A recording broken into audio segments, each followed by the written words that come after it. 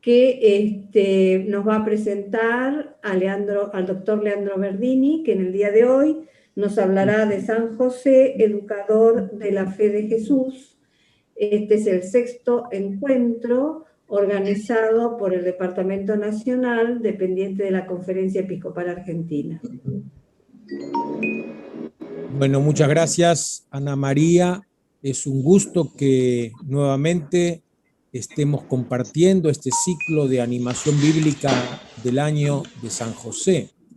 Y hoy iluminado por el doctor Leandro Verdini, laico, casado, padre de familia, se doctoró en teología bíblica en la Universidad Católica Argentina, tuve la suerte de estar en su defensa doctoral, es miembro del Departamento Nacional de Animación y Pastoral Bíblica, pertenece a la Asociación Bíblica Argentina y sirve a la asociación como secretario, lo cual los que alguna vez fuimos o son secretarios sabemos lo que significa.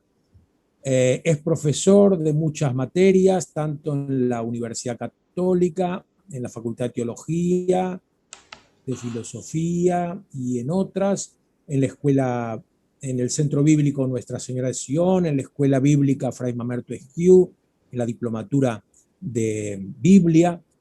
Creo que es un hombre de fe, más allá de sus conocimientos académicos, eso lo vamos a notar enseguida.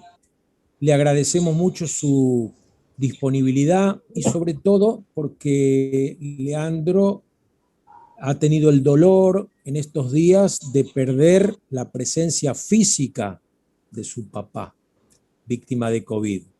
Así que le agradecemos que, a pesar de ese dolor que está transitando tan fresco, también haya querido compartir con nosotros como un hermano más que es de los que vamos en el camino del seguimiento de Jesús a través del estudio de la Biblia. Así que muchísimas gracias, Leandro, y vamos a disfrutar. Muchas gracias. Empecemos con una oración breve en el nombre del Padre, del Hijo y del Espíritu Santo. Amén. Quería compartir un fragmento del Salmo 78. Lo que hemos oído y aprendido, lo que nuestros padres nos contaron, no lo callaremos a sus hijos, a la otra generación lo contaremos. Las glorias del Señor y su poder, todas las maravillas que realizó, el pacto que estableció en Jacob y la ley que promulgó en Israel. Te rogamos, Señor, que nos acompañes en este viernes a la noche, como el de María, un corazón como el de San José, para guardar tu palabra en nuestro corazón. Gloria al Padre, y al Hijo, y al Espíritu Santo, como era en un principio, ahora y siempre, y por los siglos de los siglos. Amén.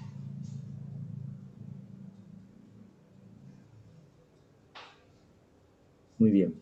Bueno, como decía Gerardo, es un tiempo difícil y especial el que estoy viviendo. La charlita esta la había preparado providencialmente a fines de febrero, principios de marzo, y fue muy educativa para mí, sobre todo por todo lo vivido después. Ustedes se darán cuenta a lo que me refiero. Por eso quería compartirla. Incluso durante el proceso de enfermedad de mi papá, yo que imaginaba que se iba a curar, creía siempre que iba a estar escuchándome en el Zoom, porque digo, el viejo va a estar seguro todo el año en cama, recuperándose, así que le voy a hablar de San José. Lo he pensado en varias oportunidades, así que no tengo duda que está escuchando, no como lo había soñado.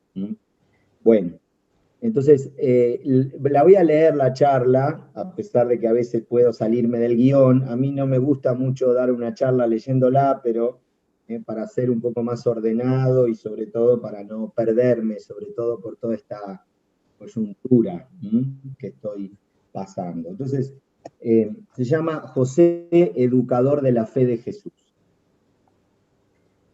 Hay un salmo del profeta Isaías que en uno de sus versos finales dice: el Padre enseña a los hijos tu fidelidad. Isaías 38, 19. El Padre enseña a los hijos tu fidelidad. De esta manera finaliza un canto que pertenece al libro del profeta Isaías, el canto puesto en boca del rey Ezequías. La narración de los acontecimientos bíblicos, las preguntas y sus respuestas, permite a los padres y a los hijos encontrarse. Las generaciones se encuentran a raíz de estas enseñanzas y estas interrogaciones. A lo largo de toda la narración bíblica se dirige una orden a los padres de contar a los hijos el paso salvífico del Señor. Veamos algunos ejemplos. Les recuerdo uno clásico, hay un montón. El libro del Deuteronomio, capítulo 4, versículo 9. Pero ten cuidado y guárdate bien de olvidarte de estas cosas que tus ojos han visto, ni dejes que se aparten de tu corazón en todos los días de tu vida. Enséñaselas a tus hijos y a los hijos de tus hijos. La famosa oración del Deuteronomio, la Shema Israel, Adonai Eloheinu, Adonai Echad. Escucha Israel, el Señor es uno, el Señor es Dios. Y amarás al Señor tu Dios con todo tu corazón, con toda tu alma, con todas tus fuerzas. Queden en tu corazón estas palabras que yo te dicto hoy. Te las repetirás a tus hijos. Les hablarás de ellas, tanto si estás en casa como si vas de viaje, acostado como levantado. Las atarás en tu mano y prosigue. En el libro sagrado, la respuesta del Padre al Hijo narra una historia. Padres e hijos se implican en una historia común, la historia de la salvación. La narración de los acontecimientos los implica a ambos. Es como la voz de una memoria colectiva. La Escritura habla no solamente sobre los padres, sino a través de ellos, y no solamente a los hijos, sino igualmente para ellos. Los acontecimientos, las gestas o los relatos son contados en tercera persona. Nos narra una voz narrativa que se distancia en ellos, evita identificarse y pone así la trama frente al lector. Lo deja libre ante esa historia, para que él se reconozca parte de esta y la reconozca como propia y pueda a la vez elaborar el sentido que de esta historia brota. En la transmisión bíblica, cuando el padre cuenta a su hijo, si éste se implica, es decir, si reconoce como sus padres y su Dios a los protagonistas de esas narrativas, ingresa junto con su hijo en el mundo del relato y lo interpreta desde la fe, apropiándoselo. Esta es la manera fundamental de transmitir la fe a los hijos. Así los dos participan de la misma historia salvífica, incorporando la historia propia a la historia del pueblo de Dios. La palabra paterna brota muchas veces de la pregunta del hijo. En el libro del Éxodo, en boca de Moisés, se le dice a los padres de Israel: y cuando el día de mañana te pregunte tu hijo qué significa esto, le dirás: con mano fuerte nos sacó el Señor de Egipto, de la esclavitud. En el Seder de Pesaj, la catequesis que se narra durante la noche de Pascua en cada familia judía, dentro de la casa, esa cena solemne de la primera noche de Pascua, antes de beber la segunda copa, el niño o el más joven de la familia pregunta, lo digo en hebreo: Manishtaná, Jalaila, Semicola, Leilot. ¿En qué difiere esta noche de las demás noches? El hijo le pide al padre que le diga lo más verdadero, lo más esencial de la existencia y de su experiencia, y así, de esa forma, le reclama que sea padre. Aquí hay una enorme diferencia con el lazo materno. Este es de carne y de sangre. La paternidad es en efecto un lazo simbólico que se establece a partir de la palabra, y esto ocurre también en nuestra época, a pesar de los reclamos de filiación y los análisis de ADN. Leo una nota tomado de una horita que se llama Fundamentos de Psicología. Dice así: la interdicción paterna evita que el niño se convierta en un títere del deseo de la madre, contrayendo una deuda simbólica con el padre y promoviendo el deseo del niño por fuera de las relaciones endogámicas. El niño queda así introducido a la cultura, al orden de lo simbólico. La prohibición del incesto es la ley que efectiviza el pasaje de la naturaleza a la cultura. Es la referencia simbólica por excelencia. El reconocimiento, entre comillas, yo soy tu padre, si alguno de los que están escuchando recuerda la película esa tan linda que marcó por lo menos a mi generación, ¿no? Star Wars, el Imperio Contraataca, cuando Darth Vader le dice a Luke Skywalker, yo soy tu padre, con una voz muy grave. El reconocimiento, yo soy tu padre, en el cine o en la literatura suele darse en contextos dramáticos y muy esperados, en los que los protagonistas, gracias a ello, logran resignificar sus vidas.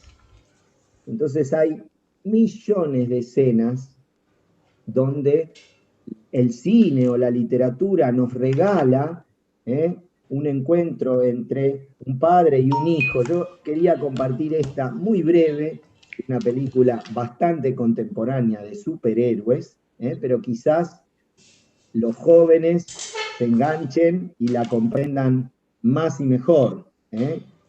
Esperen a ver si puse compartir sonido. Sí, muy bien. Ahí vamos. 1 minuto y medio dura. Ahí lo tienen a Thor, el dios del trueno.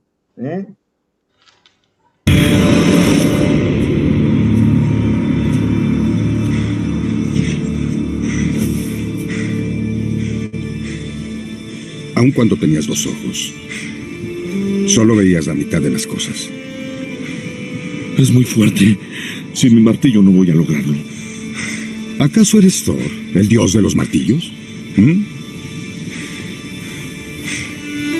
El martillo era para ayudarte a controlar tu poder, enfocarlo. Nunca ha sido la fuente de tu fuerza. Ya es muy tarde. Hela ya conquistó Asgard. Asgard no es un lugar. Nunca lo fue. Esto podría ser Asgard. Asgard es donde nuestra gente se encuentra. Incluso ahora. Y justo ahora, tu pueblo te necesita.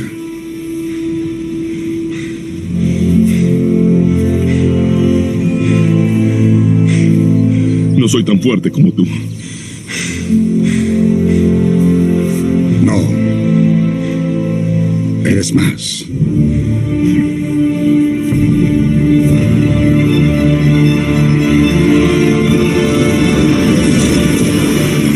Dime, hermano.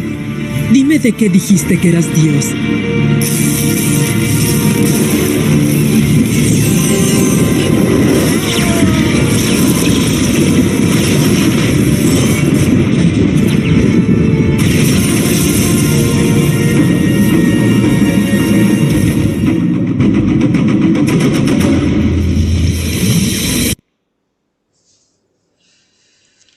Bueno, muy bien.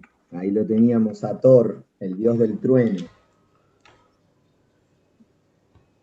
Esperen que tengo que cerrar el YouTube. Ahí está. Bueno. Entonces, la prestigiosa psicoanalista Françoise Dolto, en un libro exquisito que se llama El Evangelio ante el psicoanálisis, hablando de la maternidad y la paternidad de María y José, comenta a propósito de esto, y cito, leo: advirtamos que es frecuente confundir el padre con el progenitor. 3 segundos bastan al varón para ser progenitor, pero ser padre es algo muy distinto. Ser padre es dar el propio nombre al hijo, pagar con el propio trabajo la subsistencia de ese hijo, educarlo, instruirlo, incitarlo a vivir, a desear. Es algo muy distinto de ser progenitor. Mejor aún, quizá, si el padre es el progenitor. Pero la verdad es que solo hay padres adoptivos. Un padre siempre debe adoptar a su hijo. Unos lo adoptan al nacer, otros algunos días o algunas semanas después, otros cuando empieza a hablar. Solo hay padres adoptivos. Además, un hombre nunca está seguro de ser el progenitor. Debe confiar en la palabra de la mujer. Arriesgada la psicoanalista, aquí, Françoise. Bueno, sin duda, lo que un padre y una madre dicen de Dios es vital para el niño que está creciendo, para el adolescente que emprende la búsqueda de su identidad, o para el joven adulto que deja la casa paterna y comienza una vida por sí mismo con todos los desafíos que eso implica. Ya lo canta bien claro la canción, que no la voy a cantar, la ensayé antes, pero para no pasar vergüenza. Cargan con nuestros dioses y nuestro idioma, nuestros rencores y nuestro porvenir. Por eso nos parece que son de goma y que les bastan nuestros cuentos para dormir. Nos empeñamos en dirigir sus vidas sin saber el oficio y sin vocación. Les vamos transmitiendo nuestras frustraciones con la leche templada y en cada canción. Cerrar, ¿no? La palabra de los padres contiene en sí misma una fuerza vital tan inmensa que ni ellos son conscientes. En estos tiempos son los dos, papá y mamá, quienes tienen esa responsabilidad narrativa, pues la fijeza de los roles, tal como en los tiempos antiguos, de a poco se fue superando. Si nos remitimos a la Biblia, allí puntualmente la responsabilidad narrativa del padre es inseparable de su papel como iniciador en la ley. La manera como el padre interviene en la existencia del hijo es traumática, pero beneficiosa, pues le permite separarse de la madre, su objeto erótico. La madre despierta todos los sentidos del niño, pues ella es la primera figura del apego. Si el padre no interviene para separarla, esa relación se vuelve absoluta. El padre es el tercero en la relación madre-hijo, y al formular la prohibición del incesto, diciendo no te unirás a tu madre, le permite al hijo ingresar en el mundo social. El padre es la figura de la ley, abrumadora, pero benéfica y saludable, imprescindible. Esto hay que proyectarlo, ¿no? En José, en Jesús, en María. Quizás es importante que aquí nos detengamos. San José le permitió a Jesús ingresar en el mundo social. Fue un instrumento de la divina providencia para que el niño Jesús crezca psíquica y afectivamente sano. Junto a María, que le enseñó a amar, le enseñó a pegarse, José lo hizo descubrir persona, distinto. José narró a su niño junto a María las maravillas de Dios. Así le permitieron descubrirse dentro de esa gran historia de salvación como uno más de su pueblo, peregrino de la misma fe. De hecho, el proceso madurativo de Jesús y de su conciencia fue el que lo llevó a distinguir en su identidad una vocación especial y propia. Ya hablaremos de esto al final, cuando el niño fue perdido y hallado en el templo. Esa separación edípica, en cierto sentido, puede verse presente en una costumbre de la ley judía, la de la ley de los primogénitos. Los padres deben presentarle al Señor a sus hijos, reconocer que le pertenecen.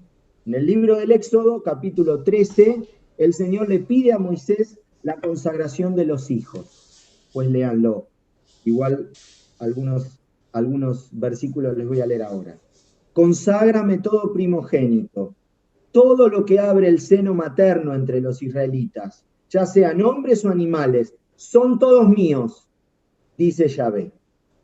El Señor se muestra como el Dios soberano de la vida. No puede haber otro que esté por encima. Si lo hubiera, tendría derechos adquiridos sobre la vida. La Biblia siempre está atenta a cualquier posibilidad idolátrica que pueda convertirse en una amenaza para el hombre, especialmente cuando de lo que se trata es de la fecundidad.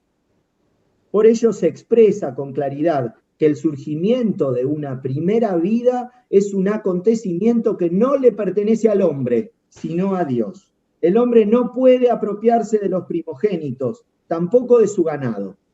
Debe, por el contrario, manifestar el carácter sagrado de esos nacimientos, devolviendo cada primogénito por medio de un sacrificio. Esta vida es tuya, acá la tenés, te la entrego. El holocausto es un reconocimiento ante todo. Nosotros podemos verlo o entenderlo como un signo de brutalidad, pero hay que ponerlo en el contexto religioso de la época. Como es obvio, este sacrificio se detiene ante el ser humano. A diferencia de los animales, los hijos se presentan al Señor. No se sacrifican, se presentan. Dice Moisés en el Éxodo, rescatarás todo primogénito de entre tus hijos. Éxodo 3. Este gesto simbólico es el que José y María cumplieron con Jesús. ¿Se acuerdan cuando se lo llevaron al viejo Simeón? O se encontraron con el viejo Simeón. Este memorial recuerda que nada, absolutamente nada pertenece al ser humano. Todo es de Dios, sobre todo aquello fecundo expresado en los primogénitos del rebaño. Para que se entienda, me gustaría leerles un versículo que se encuentra en el libro del Éxodo, no en el capítulo 13, sino al comienzo, ya les digo el texto. Está en el contexto de la vocación de Moisés. Cuando Moisés arruga, Moisés es un hombre tierno, por lo menos tal como se lo presenta acá, tartamudo, pobre aparte, vieron que decía que no sabía hablar, no quería ir, se esquivaba un poco de la responsabilidad. Entonces el Señor, en el capítulo 4, versículo 21, le dice el Señor a Moisés, cuando vuelvas a Egipto, harás delante del faraón todos los prodigios que yo he puesto en tu mano. Yo endureceré su corazón y no dejará salir al pueblo. Y dirás al faraón, así dice el Señor, mi hijo primogénito es Israel. Por eso yo te digo, deja salir a mi hijo para que me dé culto. Si te niegas a dejarlo salir, yo daré muerte a tu hijo primogénito. El Éxodo crea una epopeya de fecundidades. ¿Por qué digo de fecundidades? Porque el hijo primogénito es la fecundidad de un varón, es su continuación, es su descendencia. El hijo primogénito, la fecundidad del Señor es Israel. Entonces, por eso se plantea en el texto como una lucha entre el Señor y el faraón, y el Señor por eso va a tener que matar al primogénito del faraón, porque su fecundidad es más poderosa y es la que debe ser salvada. En esos términos se plantea en el libro la epopeya de la gesta salvífica de Israel en Egipto. De aquí que esta ley, el rescate de los primogénitos, se debe comprender a partir de la epopeya del Éxodo, pues Él es quien hace fecundo, el Señor hace fecundo, y por Él su gesta desplegó su fecundidad en el rescate de su pueblo. Dice el texto de Éxodo, rescatarás también todo primogénito de entre tus hijos.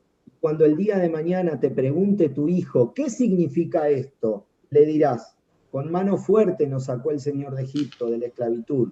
Como el faraón se obstinó en no dejarnos salir, el Señor mató a todos los primogénitos en el país de Egipto, desde el primogénito del hombre hasta el primogénito del ganado.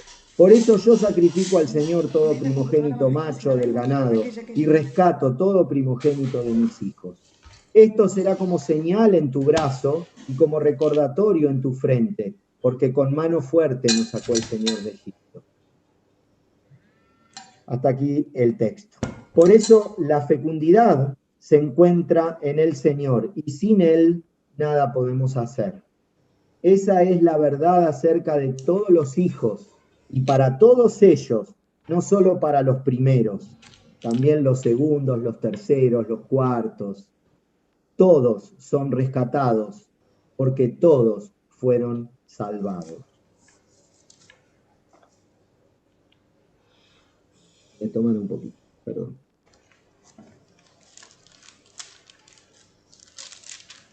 Esta ley que comentábamos debe llevarse a la práctica después en la vida de cada niño.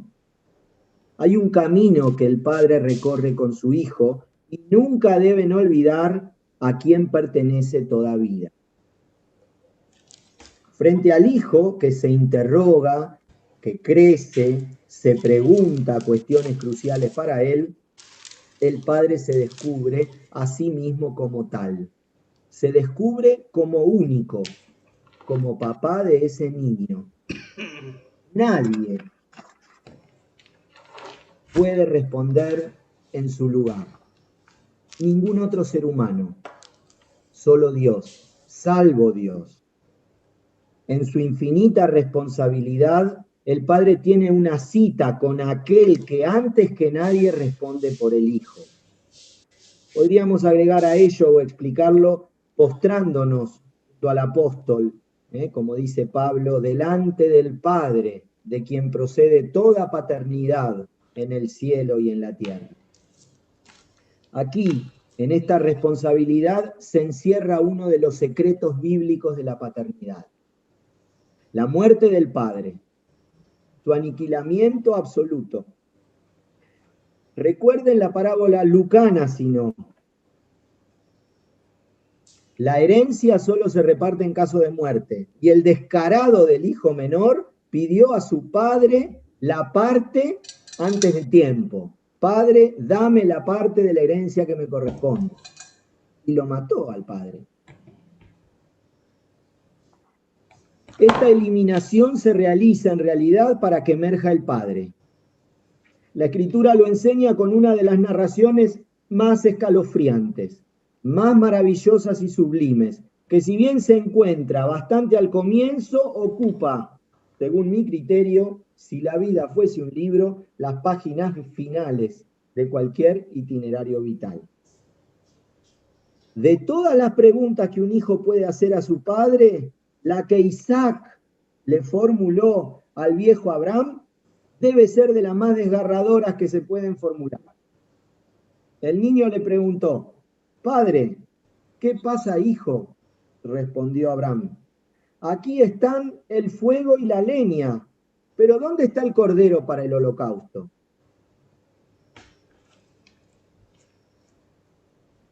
Si tienen la Biblia, tengan delante Génesis 22. Si no tienen la Biblia, no se preocupen.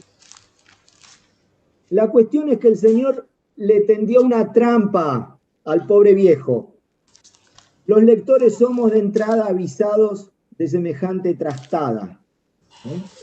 El versículo 1 dice: transcurridos estos acontecimientos, Dios puso a prueba a Abraham. El verbo nasá, tentar. Dios tentó a Abraham. Cuando vos lees el texto, los únicos que saben que Dios tentó a Abraham son todos los lectores de todos los tiempos que los leen y el Señor que le está haciendo la trastada.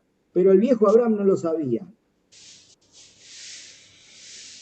Posiblemente, si no fuese por esta aclaración, el texto no hubiese podido ser resistido por nadie y menos aún acreditarse para formar parte del canon bíblico.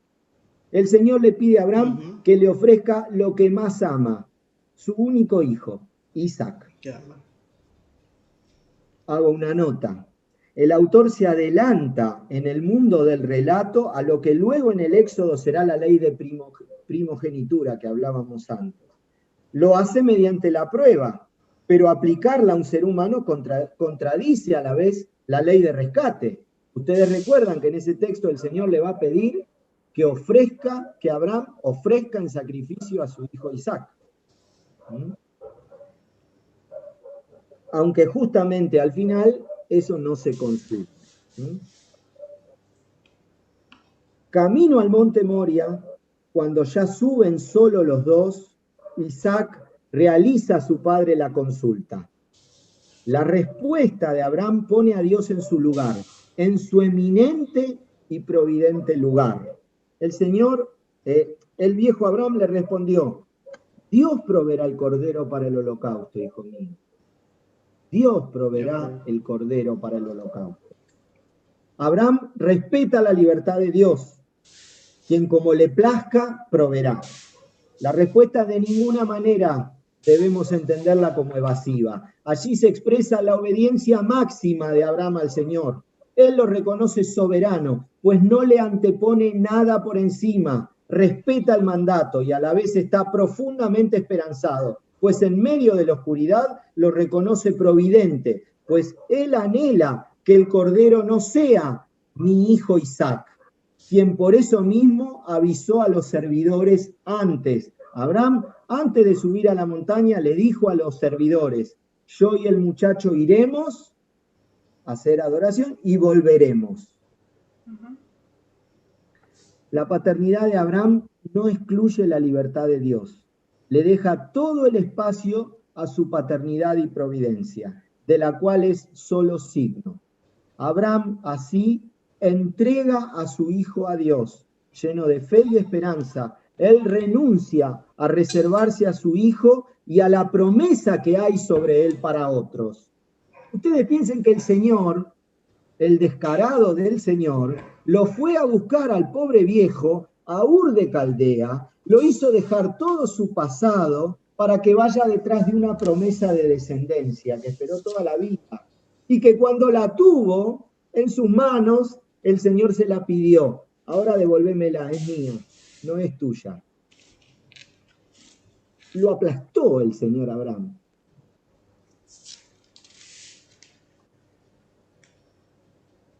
Me perdí.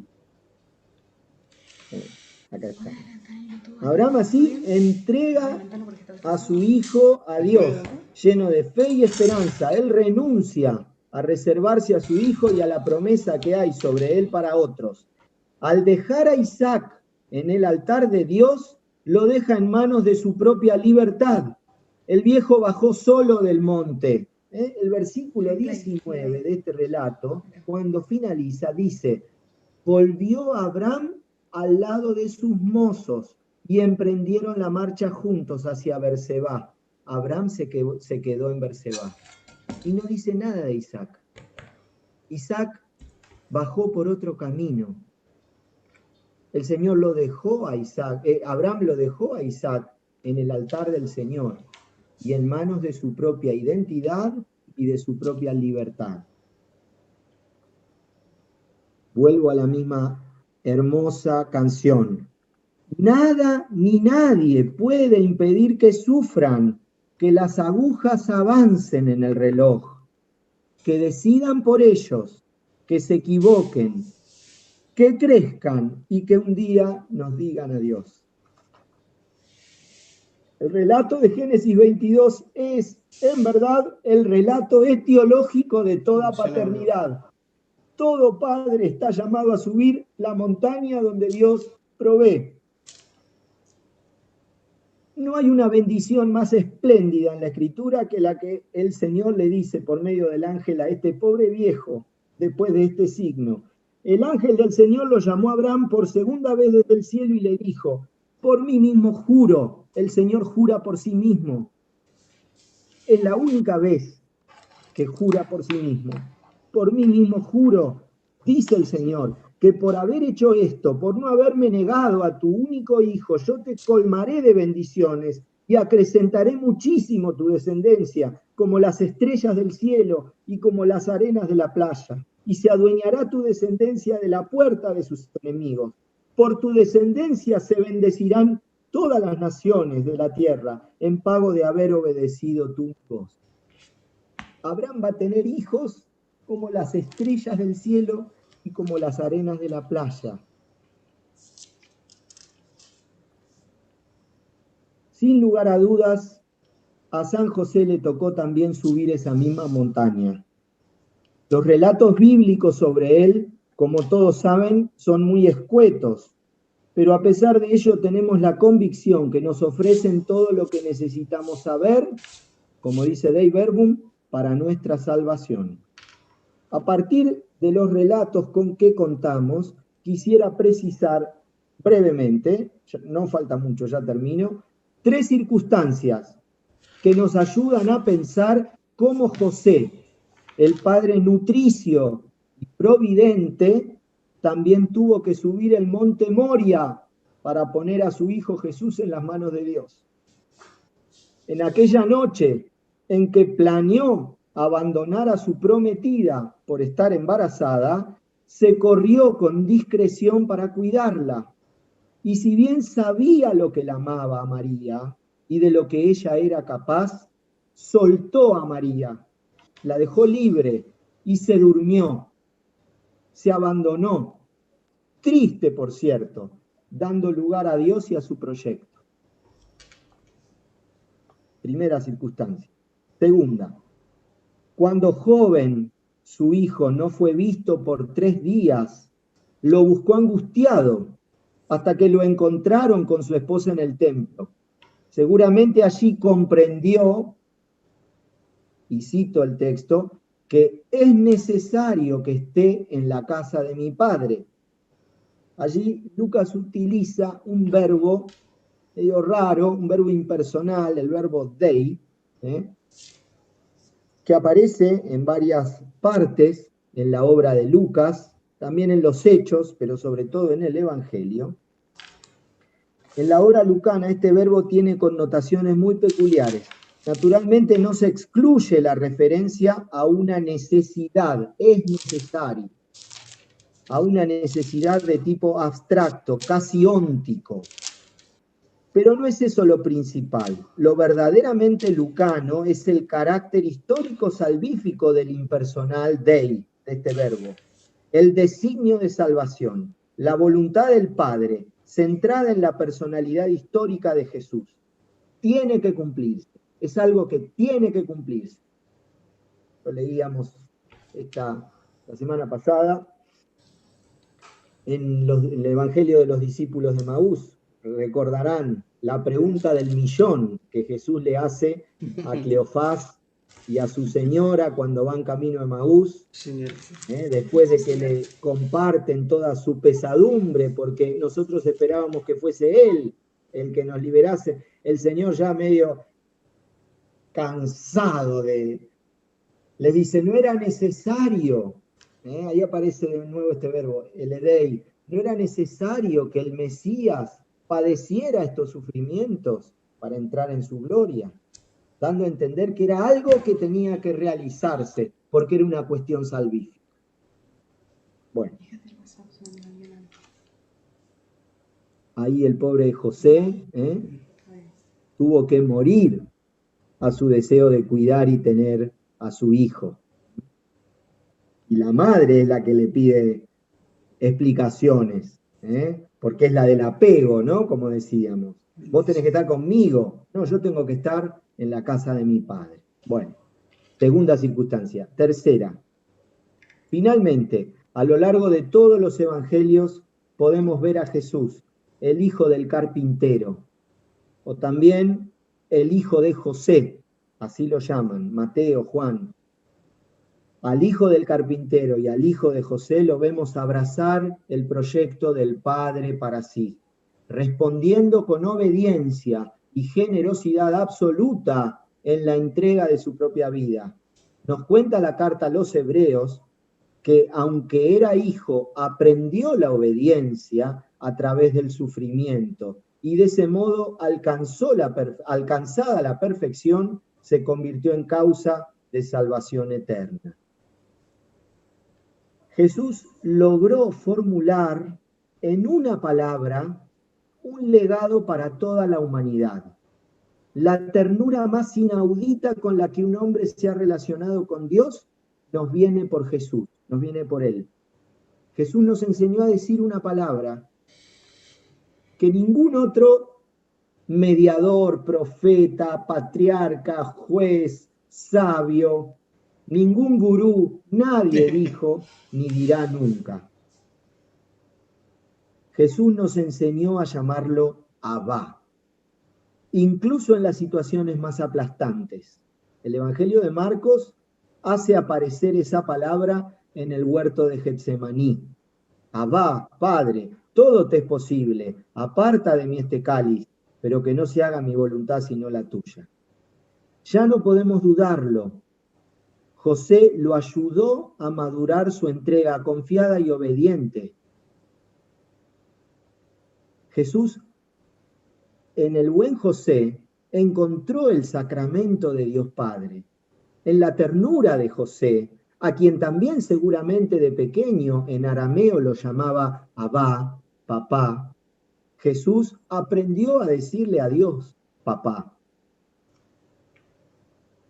El Padre, me perdí, perdón, ya no podemos dudarlo. José lo ayudó a madurar su entrega confiada y obediente. José le permitió introducirse en los torrentes de su misterio y de su identidad, la que el evangelista nos recuerda. Nadie ha visto jamás a Dios. Lo ha contado el Hijo único que está en el seno del Padre. Jesús tenía un conocimiento propio de Dios, pero ese conocimiento lo descubre humanamente, creciendo en sabiduría, en gracia, en estatura, creciendo psicológicamente a la luz de su papá y de su mamá. Ellos también fueron instrumentos para que Él después sea misericordioso, para que Él después sea fiel, para que Él después llame a Dios Abba. Colaboraron con ese descubrimiento. Todo padre, igual que José, debe responder a su hijo. La pregunta del hijo tiene que ver con su propio destino y con el plan de Dios sobre él. El padre debe para ello educarlo en la fe, consciente de su responsabilidad insustituible hacia el hijo. El padre debe descubrir que Dios siempre lo precede y es quien más interesado está en la vida plena del hijo. Estos procesos vitales configuran la fe de nuestros hijos. El Santo Padre Francisco, en su bella carta Patris Corde, nos dice, hablando del Padre en la sombra, cada niño lleva siempre consigo un misterio, algo inédito que solo puede ser revelado con la ayuda de un padre que respete su libertad. Un padre que es consciente de que completa su acción educativa y de que vive plenamente su paternidad solo cuando se ha hecho, cuando ve que el hijo ha logrado ser autónomo, camina solo por senderos de la vida. Cuando se pone en la situación de José, que siempre supo que el niño no era suyo, sino que simplemente había sido confiado a su cuidado. Patris Corde 7. Bueno, hasta aquí. Muchas gracias. Gracias a vos, Leandro. Muchas gracias. Qué lindo cuando alguien que ha adoptado y criado hijos habla de la paternidad de Dios y de la paternidad de José. Porque no habla solo desde las teorías, aunque también nos ha citado a la Dolto, ¿no? Y a otros autores importantes, pero qué lindo. Y cómo se nota, ¿no? Cuando uno toca de oída y cuando uno habla desde su propia experiencia, ¿no? Así que bueno, gracias por esta enseñanza entrañable. Muchas Sale gracias. de las entrañas. Gracias, Leandro.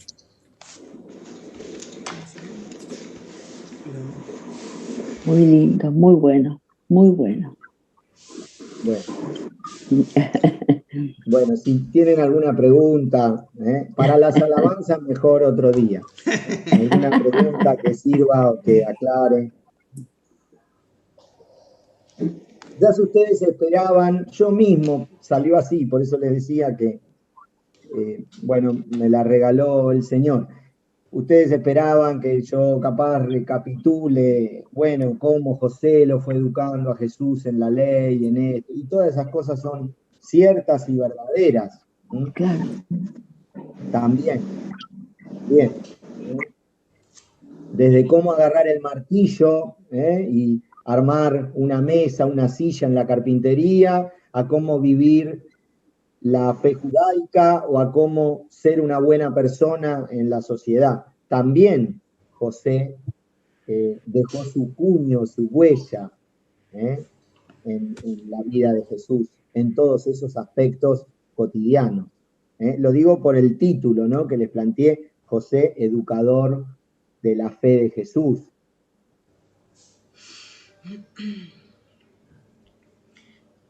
Bien, Leandro, desde YouTube, aquí están compartiendo, no querés alabanzas por allí, bueno, pero en realidad están agradeciendo. Como dijo Gerardo por allí, como hijo y como padre, se te escuchó y nos hemos emocionado también. Nosotros acá comparto lo que dice Horacio en YouTube. La charla de hoy ha sido hermosa, lleno de emoción, un fenómeno, doctor, me ha emocionado. Me parece tremenda esta visión de Dios extorsionando a Abraham, dice Adriana. Es algo que dice anteriormente, es un Dios violento según esta visión, pedir a Isaac. No sé si querés decir algo al respecto. Está bien, está buena la pregunta porque yo aparte lo hice quedar mal, ¿no? Pero bueno. Evidentemente la prueba es una herramienta literaria o teológica que nos puede resultar ciertamente antipática, pero que bueno, en la Biblia está. Pero no se abusa de eso. El Señor no pone a prueba a cualquier energúmeno. Miren, hay 3 tipos que son probados en la Escritura, para que vean, que no son cualquiera. Abraham, Génesis 22. Job, todo el libro. Y el Señor Jesús, en la carta a los Hebreos. No entra cualquiera en estas pruebas. Y son justamente para sacar algo maravilloso que es perenne, que es para siempre. Porque la bendición de Abraham es para siempre. Entonces, justamente, los autores bíblicos después se desbordan en ese elogio de este tipo es único. Abraham, la fe de Abraham son los cimientos de la fe. El Señor en Abraham construyó un pueblo. En la carta a los Gálatas, el apóstol Pablo, en el capítulo 3, cuando se está peleando con los Gálatas insensatos, porque quieren volver a la ley, les dice, versículo 29, y si son de Cristo, ya son descendencia de Abraham, herederos según la promesa. Es lo único que no perdió valor del Antiguo Testamento, o que no fue renovado. Digamos, la promesa de Abraham llegó a la plenitud en el Señor Jesús. Pero todas las otras instituciones pasan a ser transitorias, se hace una alianza nueva, pero las promesas de Abraham son inalterables. Siguen para toda la eternidad. Entonces, bueno, no sé, así lo han presentado, yo no me voy a poner a hacer y más después de todo lo que dije, ¿no? Pero la Escritura nos quiere poner ante algo único, y por eso tiene que ser absolutamente dramático. Y de hecho, digamos la verdad, ¿no? En los tiempos contemporáneos, a veces al dolor le tenemos que tirar mucho edulcorante porque la gente no lo tolera. Pero la prueba de Abraham es el último escalón de la mística, que es la muerte de sí mismo. Es lo que le pasó a Jesús en Getsemaní. Es morir a lo que uno es, a lo que uno tiene, para que el Señor sea el Señor. Sin entender nada, no importa. Abraham, cuando se fue de Ur, al Señor le entregó todo su pasado. Cuando no podía tener su descendencia, Y el Señor le decía, vos vas a ser padre, y de Sara, no de Agar, de Sara, Abraham le entregó su presente. Estoy viejo, ya no puedo, ya no sé qué. Abraham le entregó su presente. En este texto, que es el último, Abraham le entrega al Señor su futuro, toda su vida, porque la descendencia es el futuro. Toda la existencia de Abraham fue puesta en las manos del Señor y fue resignificada por él.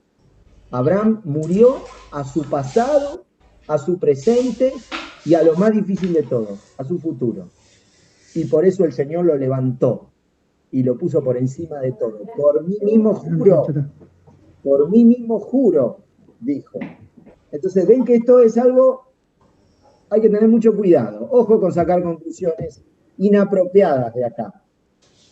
Porque gracias a esta prueba se hizo la promesa de la fe, y en este viejo se edificó una familia que después fue un desastre, porque lean en el libro del Génesis, los hijos son un desastre.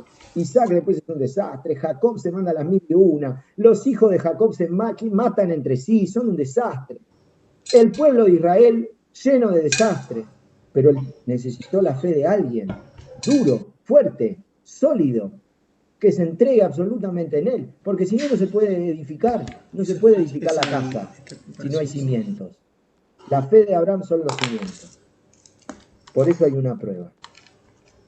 Había que probar que en él se iba a resistir la construcción de su pueblo. Bueno, no sé si respondí o no, pero no se enojen.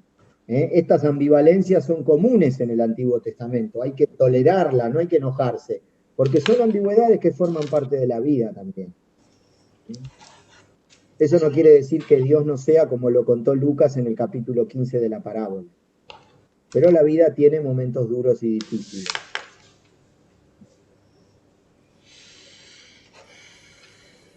Leandro, en Zoom son solo agradecimientos, emoción, valoración, ¿no? Han quedado mudos, nadie te quiere preguntar nada porque todos están conmovidos, así que podés leer esos agradecimientos vos mismo. Muchas gracias, bueno. ¿Puedo hacer una pregunta? Sí. Quizás es tonta, pero en José la prueba más grande para él habrá sido la de enfrentarse con el hijo que le dice, me tengo que ocupar las cosas de mi padre. Bueno, no sé, eso no te sé decir. En los evangelios hay 2 desaires que Jesús le hace, o 3. Uno ya es grande, en Marcos 3, ¿no? Tu padre y tus hermanos están afuera, ¿quiénes son mi madre y mis hermanos, no? Pero ese tiene más que ver con otra cosa. Los 2 desaires que dicen algunos autores tienen que ver con el crecimiento de Jesús. Uno es este y el otro es en las bodas de Caná. Cuando Jesús le contesta a María, es una respuesta un poco así. Mi hora no ha llegado. ¿Qué hay entre tú y entre mí? Mi hora no ha llegado todavía, ¿no? Porque Jesús estaba en otro calibre. La hora me la dice el Padre cuando es, no me la decís vos, María, mamá, no me la decís vos, me la marca el Padre, ¿no? Entonces ahí hay... Entonces, yo lo que me animo a decir es esto. Evidentemente, Juan, por regalarnos ese relato tan bello, y Lucas, por regalarnos este otro, han querido mostrarnos que Jesucristo ha tenido que hacer humanamente un camino de discernimiento en donde ciertamente la mamá, el papá, en algún momento no entendían por dónde iba. Pero él se sumergió en el amor de Dios, en el proyecto del Padre. Y María y María y José lo tuvieron que dejar libre para que él descubra ese camino y lo camine, lo realice. De hecho, María, y ese es el testimonio de Marcos, cuando lo quiere sacar de esa casa, le quiere ahorrar un problema, porque los fariseos lo estaban acusando de que estaba endemoniado. Por eso lo querían sacar, María y los hermanos, que dice que están ahí, los familiares. Pero Jesús está en otra, no le importa eso. A él lo que le importa es predicar el reino de Dios. Y Él hace su propio camino de descubrimiento, de su propia identidad. Bueno, de eso me parece que se trata. No se pelearon, no se fue de la casa, no pegó portazo, capaz que pegó alguno, andás a ver. Pero bueno, ha tenido estas discusiones, es absolutamente natural que un papá le quiera evitar un problema a su hijo y que lo quiera.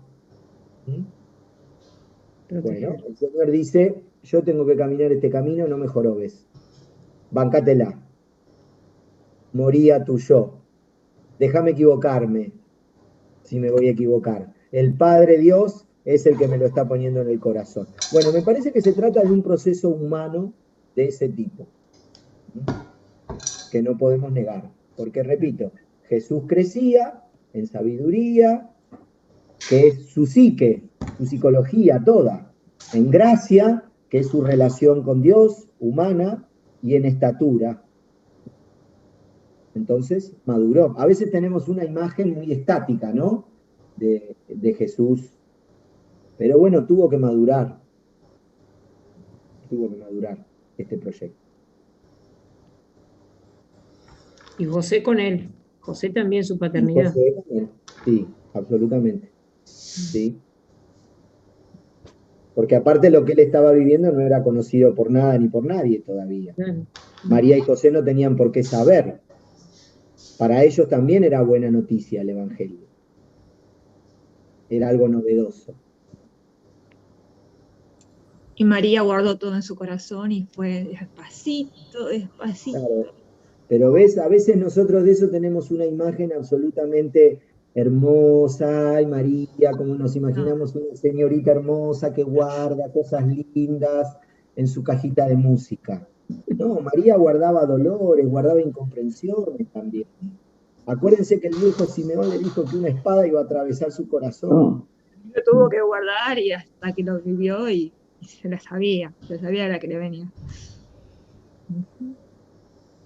Y cuando el hijo le dijo que espera afuera, ¿sabes cómo lo mandó a pasear? No solo eso, sino que aparte, al pie de la cruz, se le deben haber cruzado todos los cables. Porque aparte debe haber dicho, si me hubiese dado bola tantas veces, capaz no estabas ahí, ¿no?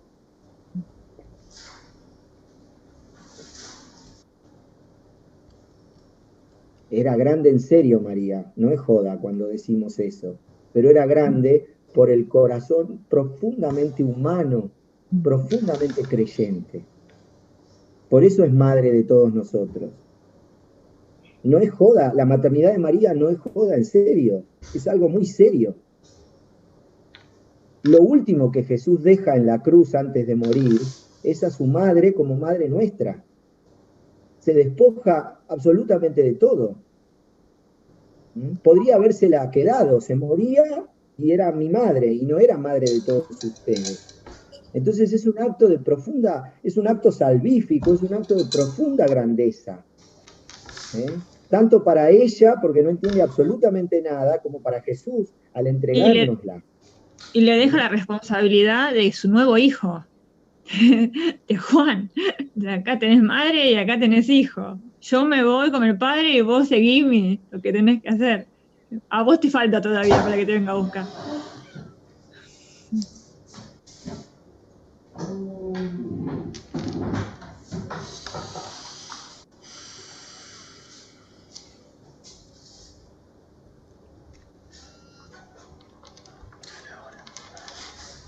Bueno, me imagino que van a amasar una pizza ahora, van a tomar una cerveza, algo, ¿no? No nos quedemos tristes con esto.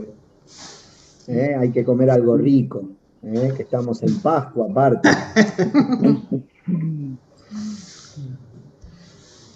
Sí, nos has dejado reflexionando a todos. Están muy reflexivos, sí. Sí. Deje la reflexión para mañana ahora. Sí, pero es una reflexión, es una reflexión que pasa por el corazón también, todo lo que has dicho. No sé, Gerardo, si querés decir algo. No sé, también. Te agradecemos muchísimo. Antes de la oración, no sé si Leandro podrías cerrar con una oración. Les anunciamos, bueno, que el viernes que viene nos encontramos nuevamente por aquí. El viernes que viene es 23 de abril y, bueno, la expositora será la hermana licenciada María de la Paz Carbonari, y el tema que va a abordar es la devoción y la espiritualidad de San José. Así que nos vemos nuevamente el viernes que viene a la misma hora. Y no sé, Leandro, si bueno, querés sí, cerrar. terminemos. Bien, la oración de los cristianos más antigua a la Virgen se llama Bajo tu amparo nos acogemos, ¿no? Sí. No es el Ave María, que se empezó a rezar después, la práctica de rezar el Ave María, sino es el Bajo tu amparo. Les propongo que recemos, pero se la vamos a decir a San José, se la sacamos a María, cambiamos su nombre y se la dedicamos a su marido, el buen José. ¿Mm? En el nombre del Padre, del Hijo y del Espíritu Santo. Amén. Bajo tu amparo nos acogemos, San José. No desprecies las súplicas que te dirigimos en nuestras necesidades. Antes bien, líbranos de todo peligro, oh Patriarca, glorioso y bendito. Amén. Amén. En el nombre del Padre, del Hijo y del Espíritu Santo. Amén. Amén. Gracias, Leandro, por esta mirada trascendente. Bueno, muchas gracias. Un abrazo con el Viernes. corazón, como creo que todos te abrazamos con nuestros corazones.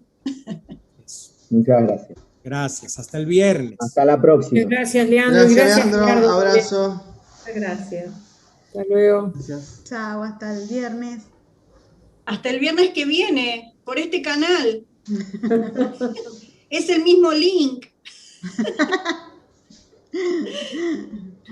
Misma hora, mismo canal. Exactamente. Exactamente, sí. Hasta el viernes. Bendiciones para todos. Hasta el viernes. Gracias. Nos vemos. Gracias.